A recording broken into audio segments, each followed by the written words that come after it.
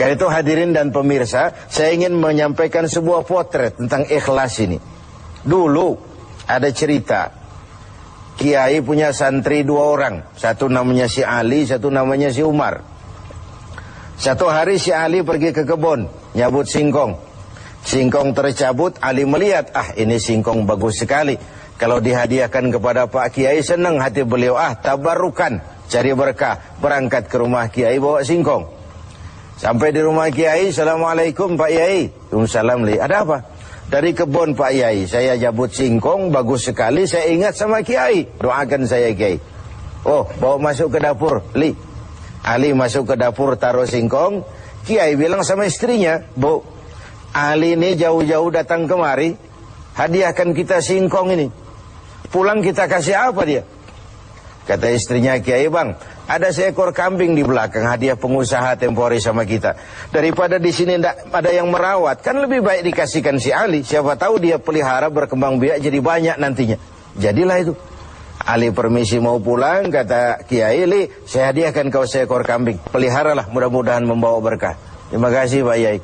Pulanglah Ali dengan kambing seekor ini. Di jalan pulang ketemu temannya si Umar. Dari mana kau, Li? Dari rumah Kiai, Umar. Itu kambing dikasih sama Kiai. Kenapa kamu dikasih kambing? Enggak tahu, saya datang cuman bawa singkong ke rumah Kiai, pulang dikasih kambing. Si Umar nih otak dagangnya jalan. Kalau Ali saja bawa singkong dikasih kambing, bagaimana kalau saya bawa duren?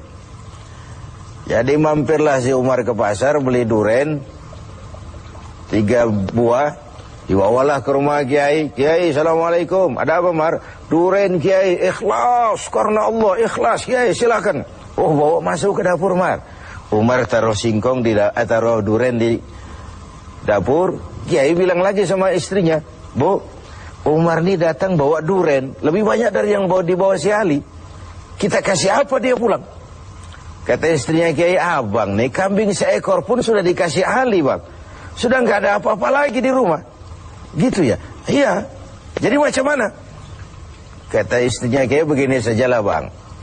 Ali tadi kan datang bawa singkong. Lalu Umar nih daripada pulang tangan kosong, sudah singkong Ali saja kasihin si Umar. Begitu. Iyalah. Ya jadilah. Umar permisi mau pamit pulang, kata Kiai, Mar, ada singkong, kamu bawa pulanglah, saya hadiahkan sama kamu, rebus, mudah-mudahan bawa berkah buat kamu. Pulanglah si Ali bawa singkong nih kan. Jadi ini sebuah potret betapa si Ali yang ikhlas bawa singkong dapat kambing. Umar nih yang punya target bawa duren 3 pulang dapat singkong. Nah, jadi ini sebuah cerita bahwa apa saja kalau sudah kita mulai bukan karena Allah, bersiaplah untuk kecewa. Contoh orang yang ikhlas dalam berbuat. Saya ingin menyampaikan sebuah cerita saja, tapi agak vulgar, tapi ini agak mendekati ya. Orang yang ikhlas dalam berbuat itu, mohon maaf, barangkali agak mirip-mirip orang yang buang air besar. Ini saudara-saudara kalau pagi buang air besar ikhlas enggak? Ikhlas kan? Apa pernah ditengok-tengok? Enggak pernah. Apa pernah berharap balik lagi? Juga enggak. Walaupun malam habis makan enak, makan sate, buahnya anggur, apel, besok pagi dibuang ikhlas. Enggak begitu jatuh terus ditengokin, jangan-jangan satenya ini. Enggak, sudah ikhlas, kurelakan di kau pergi. Begitu kira-kira contoh orang yang ikhlas dalam berbuat. Ini maaf ya, contohnya agak vulgar, tapi saya pikir itu yang agak mendekati. Kalau sudah berbuat ya sudah diikhlaskan saja, dilepas. Karena ikhlas itu kan artinya selamat, selamat dari noda, selamat dari kepentingan yang selain Allah, bersih dari kepentingan yang selain Allah. Nah itu yang kita inginkan dalam berbuat. Dan puasa sekali lagi melatih kita untuk menerapkan sikap-sikap ikhlas. Kan kalau sudah kita puasa, yang tahu cuma kita dan Allah saja. Bukan karena ingin dipuji orang, bukan karena ingin disanjung orang, tapi karena melaksanakan perintah Allah berdasarkan keikhlasan. Mudah-mudahan puasa ini semakin mendorong kita menjadi orang-orang yang ikhlas. Sikap hidup seseorang dibentuk oleh keyakinan yang dimilikinya. Sebagai muslim, keyakinan kita berpatri pada dua kalimat syahadat. Asyhadu an la ilaha illallah wa asyhadu anna Muhammadar Rasulullah. Kalimat ini membentuk perilaku kehidupan. Itulah ikrar yang kita ucapkan. Artinya, pada saat kita berkata asyhadu an la ilaha illallah, saya bersaksi tidak ada Tuhan selain Allah, kita sudah melaksanakan sebuah ikrar. Kalau saya yakin tidak ada Tuhan selain Allah, itu berarti saya tidak akan pernah takut kecuali hanya kepada Allah. Saya tidak akan pernah menggantungkan hidup kecuali hanya kepada Allah. Saya tidak akan melarikan persoalan kecuali hanya kepada Allah. Saya tidak akan minta tolong kecuali hanya kepada Allah. Saya tidak akan minta rezeki kecuali hanya kepada Allah.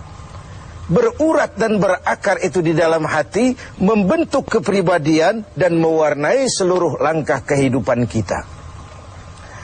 Di zaman kita fasih betul mengucap dua kalimat syahadat.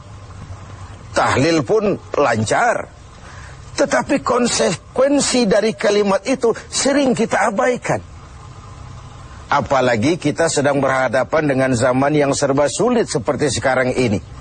Ekonomi yang belum pulih, lapangan kerja susah, pengangguran banyak, biaya hidup tinggi. Orang mudah mengalami proses pergeseran nilai. Sholatnya masih menghadap Allah, tapi kepengen dagangan laris menghadap dukun. Dicampurlah itu, iyyaka na'budu wa dukun nasta'in. Ini kan sudah gaya hidup yang sinkrit. Nah, puasa melahirkan keikhlasan. Kenapa? Karena ibadah ini seperti kita pernah bicarakan tanpa sugesti. Mungkin kalau kita sholat masih berharap dilihat orang. Kita membayar zakat, kita bersedekah masih berharap dilihat orang. Tapi dengan puasa hanya kita dan Allah saja. Ini harusnya melahirkan gaya hidup keikhlasan. Bahwa kalau kita sudah berbuat, yang penting kita dan Allah saja. Mau dipuji orang atau tidak, mau didengar orang atau tidak, mau dilihat orang atau tidak, yang penting saya sebagai pelaksana sebuah ibadah dan Allah sebagai tempat tujuan kenapa ibadah ini saya laksanakan. Karena itu, pada jumpa kita sore ini, kita akan bicara tentang ikhlas dalam menghadapi kehidupan ini. Sebab bukan saja hanya sholat kita harus ikhlas, puasa harus ikhlas, zakat harus ikhlas. Menjalani hidup ini pun kita harus dengan penuh keikhlasan. Kita tahu bahwa apa saja kalau sudah mulai kita gantungkan kepada yang selain Allah, bersiaplah untuk kecewa. Apa saja kalau sudah mulai kita gantungkan kepada yang selain Allah, bersiaplah untuk kecewa. Nah, ikhlas tentu bukan hal yang mudah dilaksanakan, walaupun sangat mudah untuk diucapkan. Tetapi inilah yang diperintahkan Allah kepada kita. Kalian wa ma umiru illa liya'budullaha mukhlisin. Kalian tidak diperintahkan kecuali hanya menjadi penyembah Allah yang penuh keikhlasan. Penyembah Allah yang berangkat dari semangat keikhlasan. Saya ingin mengungkap apa yang pernah disampaikan oleh Imam Al-Ghazali tentang keikhlasan ini. Beliau menyatakan, "An-nas kulluhum mauta illa al-alimun. Wal-alimuna niyamun illa al-amilun. Wal-amiluna mughtarruna illa al-mukhlisun." Manusia, kata Al-Ghazali, pada dasarnya mati, kecuali orang yang berilmu. Orang yang berilmu walaupun dia hidup, tidur, kecuali yang mengamalkan ilmunya. Dan orang yang mengamalkan ilmunya, banyak yang tertipu, kecuali yang ikhlas di dalam mengamalkannya. Begitulah dalam kehidupan ini, manusia pada dasarnya mati, kecuali orang yang berilmu. Tidak banyak yang bisa dilakukan tanpa ilmu. Ilmulah yang membuat manusia itu hidup, bergerak, berbuat, berkembang, tumbuh menjadi lebih maju. Ilmu dalam sebuah ungkapan lama membuat hidup jadi mudah. Seni membuat hidup jadi indah. Dan agama membuat hidup jadi terarah. Dengan ilmu hidup jadi mudah.